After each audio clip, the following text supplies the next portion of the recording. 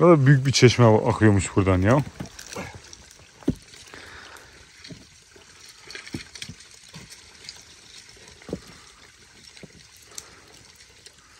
Ey tati mazın bre sar odu.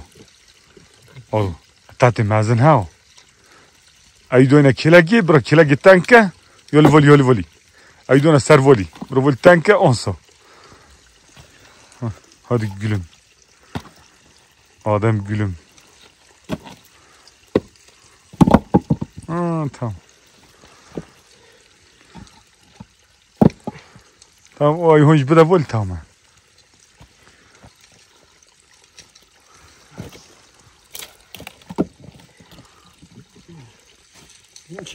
Şimdi.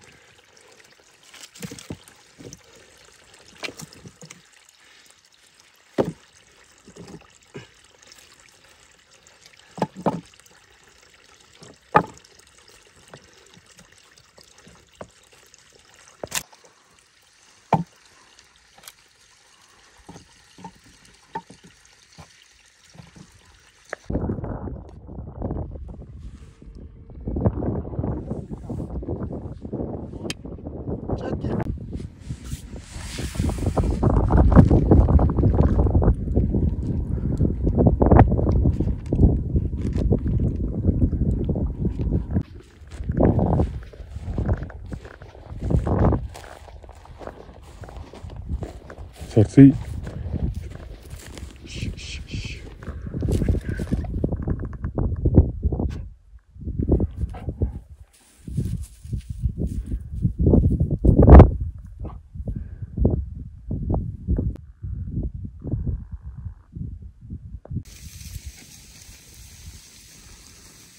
Merhaba arkadaşlar. Hepinize saygılar, selamlar. Biraz nefesim kesildi. Yamaç yukarı çıktım. Koyunun şu üst tarafını tutayım dedim. Burada güzel bir ot var. Bol bol yesinler. Bugün kar yağmadı ama hava çok yumuşak. Çok serin bir hava var. Hatta sıcak bile denilebilir. Yarın değil sonraki gün kar yağışı gösteriyor. 2 gün üst üste. Tabi hava durumu değişir. Ben biraz Google üzerinden takip ediyorum. Bu köylerin pek hava tahmini bazen tutmuyor. Bazı yerlerde iyi tutuyor, bazı yerlerde tutturamıyorlar.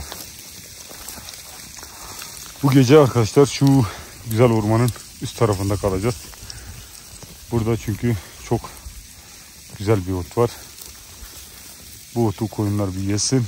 Ondan sonra zaten biz de yola koyulup gideceğiz. Sana Allah nasip ederse gene arkadaşlar yoncalara gideceğiz. Koyun buradan gittikten sonra babam yonca kiralamış. Yoncalara gideceğiz. Bu koyunlar bu güzel etlerinden düşmeyecekler. Zayıflamayacaklar doğuma kadar. Yoncada ta ki doğum zamanına kadar. Yani yılbaşından sonraya kadar tabii Allah nasip ederse, önce Allah nasip ederse demeliyiz. Ondan sonra yoncalardan çıkacak ve doğum başlayacak. İnanıyorum ki bu yıl hiç arpa vermezsek bile çok güzel kuzular alacağız. Bu bahara da çok güzel çıkacak. Mesela koyun bahara çıktığı zaman biraz böyle etli tumbul çıkacak. Fazla zayıflamayacak. Çıktığı zaman da kuzular da güçlü olacak. Kendisi de güçlü olacak. Yani bir yıl aslında 2 yılı, 3 yılı etkiliyor. Mesela geçen yılın kuraklığı yüzünden, ot pahalılığı yüzünden birçok insan hayvancılıkta çok geriye gitti, çok zayıfladı. Hatta damızlık koyunlarını bile satmak zorunda kaldılar yem alabilmek için. Hem koyunlar zayıftı hem de yem fiyatları çok yüksekti, ot, saman. Ama bu yıl görüyorum ki bereketli. Bu arka tarafta çayırlar var. Adamlar bir ot biçmiş. Her çayır neredeyse binlerce balya ot vermiş. Bu da demek ki mesela bizim Iğdır Ovası'nda çok yonca var. Aras Nehri'nden gelen suyla beslenen yoncalar kuraklık olsa bile çok güzel ot veriyor. Ama bu Kars, Erzurum, Ağrı bu bölgelerde kurak geçtiği zaman ne oluyor? Buradaki besiciler bizim Iğdır'dan almaya çalışıyorlar. Tabii ki adamlar parasını veriyor tabii de. Yani aldıkları zaman ne oluyor? Bu sefer ot fiyatları fırlıyor. Ama buralarda şöyle gördüğümüz gibi bu güzel dağlarda böyle bereketli geçti mi, güzel otlu geçti mi, yağmurlu geçti mi artık bizim Iğdır'ın yoncalarına, sulanmış balyalarına ihtiyaçları kalmıyor. Böylelikle fiyatlar düşüyor.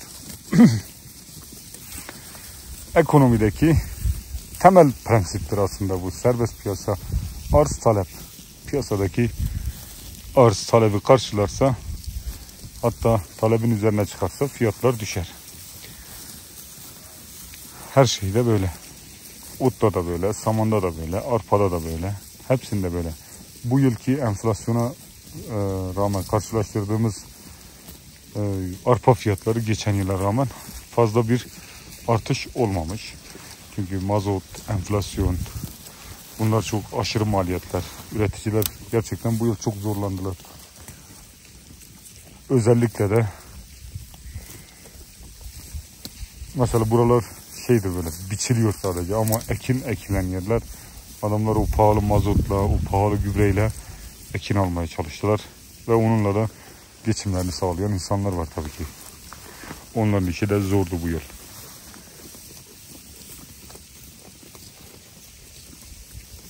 Ve dağ keçileri arkadaşlar hemen şuradaydı. Şu ön tarafta, arka tarafta. Birazdan oraya böyle gizlice gidip bakacağım. Drone'u kaldıracağım, böyle drone gitsin bir kontrol etsin. Çünkü ben dün deredeydim. Dereden drone'u kaldırdım. Onları fark ettim. Hatta böyle drone'un görüntü aktarımı şebeke zayıf oldu mu? Yani kendi kumanda sinyali zayıf olduğu zaman pek bir şey görünmüyor. Ben sonra videoyu indirip izlediğimde orada daha net bir şekilde ceylanları görmüş oldum. Dağ keçilerini görmüş oldum. Bunlar bu doğanın güzelliği, bu doğanın ne kadar harika olduğunu, ne kadar kucaklayıcı olduğunu, bütün imkansızlıklara rağmen, bütün insan vahşetine, insan saldırılarına rağmen doğanın nasıl kendini koruduğunu, nasıl kendi bağrında canlılar barındırdığını gördük. Bu dünyada acıyacağımız hayvanlardır ve doğadır. Buna acımalıyız. Gerçekten acımalıyız. Çünkü korkunç bir insan zulmü altındalar. İnsanlar zevk için yüz binlerce para veriyor. Geliyor bilmem 100 bin liralık silahlarla, milyonluk araçlarla bu dağlarda o yaban hayvanlarını avlamaya çalışıyorlar. Bu gerçekten insanın çok tuhaf bir tarafı. Öldürme isteği. Yani demek ki o insanlar, yasalar, kanunlar olmasa, hani yasalar izin verse parayla bu kadar para yatırabilirsin, insan öldürebilirsin dese yasalar onlara, onlar insanları da öldürecekler. Biz de kesiyoruz hayvanı ama bu evcil bir hayvan. Biz bununla geçimimizi sağlıyoruz. Keşke başka beslenme şeyleri olsa, başka geçim kaynakları olsa bu hayvanları da kesmek zorunda kalmayalım. Şu dağda, koca dağda 4-5 tane yaban keçisi var.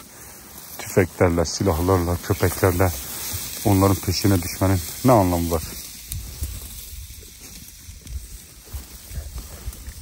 Tek parça uzun bir video çekmeyeli uzun bir zaman olmuştu.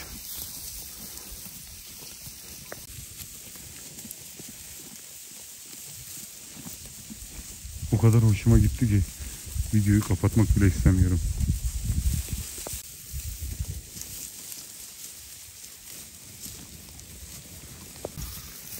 Kontrol edelim.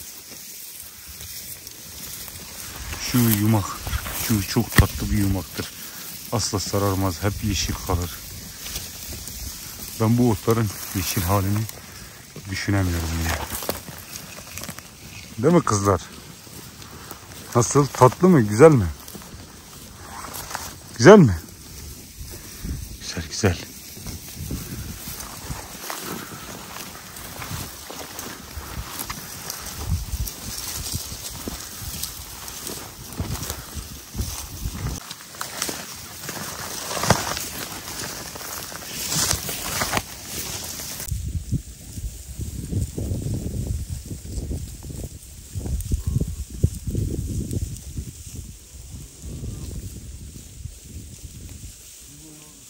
Bizim kral tekesi çekeceğim.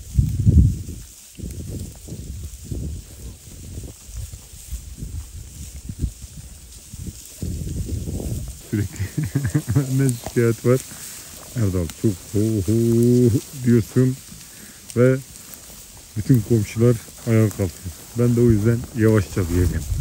Oho böyle. Oho.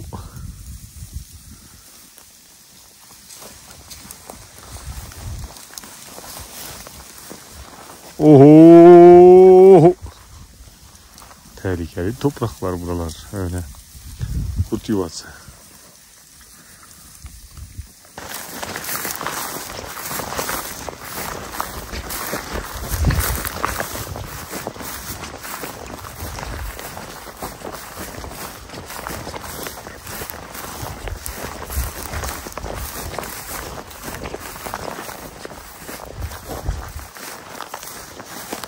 Keşke göz göze gelseydik. Bak keçileri. Çok isterim bunu. Ama onlar bizim kokumuzu alıyor, ses alıyor. O yüzden görmemiz pek öyle imkanlı değil.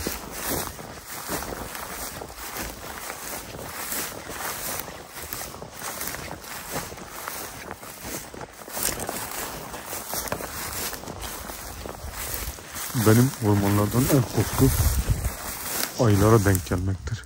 Ve bir ayı ile karşı karşıya kalmak en büyük korkumdur. Yoksa kurtlardan falan korkuyorum. Başka bir şeyden de korkuyorum. Ama ayılar gerçekten ciddi bir tehlike. Ve hayvan böyle yatar ormanın içinde. Issız ya. Kimse yok. Ve ayı da biraz böyle geç fark eden bir hayvan. Yani kurtlar gibi fazla o kadar da uyanık değil. Hani kendi alanında, her gün güvende olduğu bölgede oldu mu rahat davranıyor. Bir anda otların içinden tak diye çıkabilir. O yüzden ben temkinli yaklaşıyorum. Ve drone ile gezince buralarda hiç böyle ot görünmüyor ama normal yürürken insan gerçekten önünü görmekte bile zorlanıyor.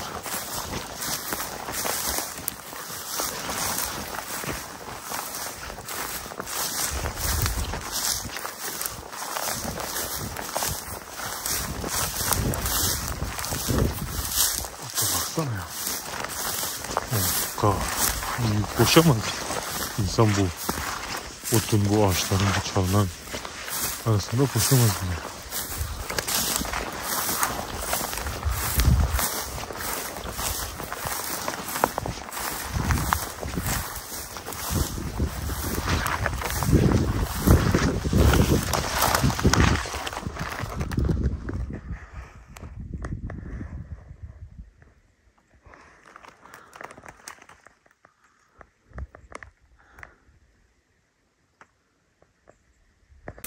Bu koyun ayağı taşa takılmış. Drone'la ben, adam bana söyledi, dedi bir tane koyun dedi, o tepedeydi dedi, bir kontrol edebilir misin? Gel bozu. Ben de drone'la kaldırdım drone'u, bu koyunu gördüm. Ayağında şurada biraz sanki bir yaralanma var, sanki taşa falan sıkışmış. Ondan sonra çok böyle uzun süre çabalamış ve sürüyü kaybetmiş ama melek gelmiyor orada, tek başına dağda duruyor. Çok ilginç, ilk defa denk geliyorum böyle. Kuzu gel buraya, gel oğlum, gel.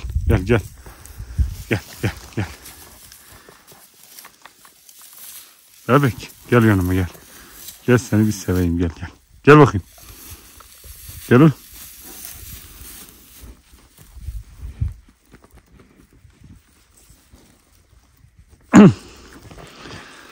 Karılı bebek seni. Kate dur bozu dur, koyunu ürkütme. Dur canım, dur. Dur güzel oğlum, dur koyunu ürkütme, gel buraya, gel. Tamam. Tamam dur.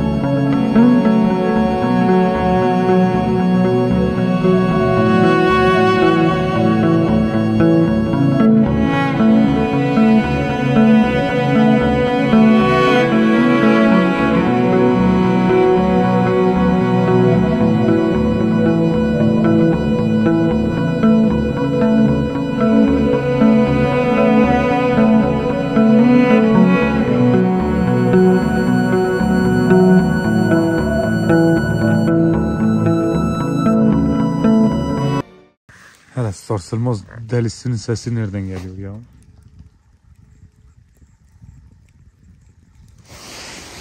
Ha? Gece gelmez. Bu sabaha kadar ormanda durur. Kurt var ha. Sağlı sollu her yerde kurt var. Neredesin?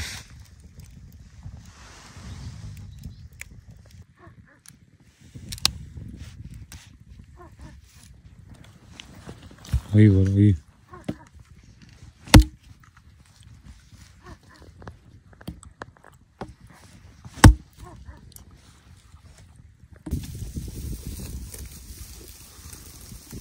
Hemen ormanın dibindeyiz.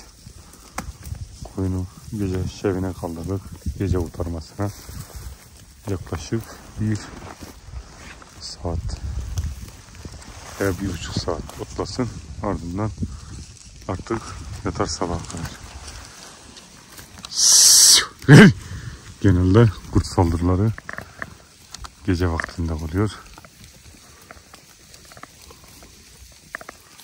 Ve bir anda öyle sinsice gerçekleşiyor ki hiç farkına varamıyor insan. Ay ışığı var. Hem de tam dolunay.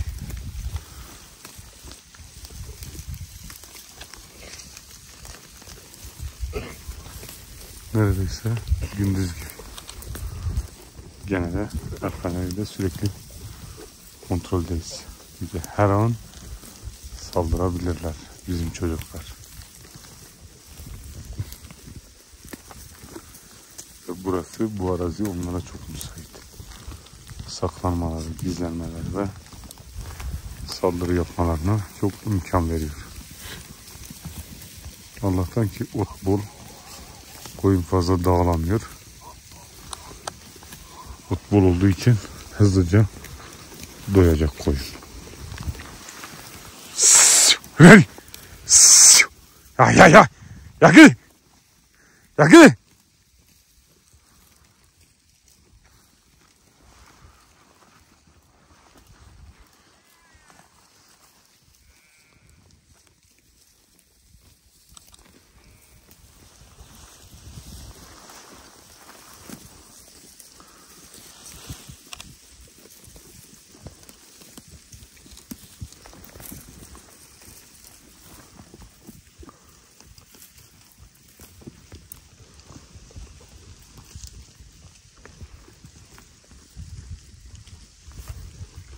Şu anda bütün vahşi hayvanlar, bütün yaban hayatı ayakta.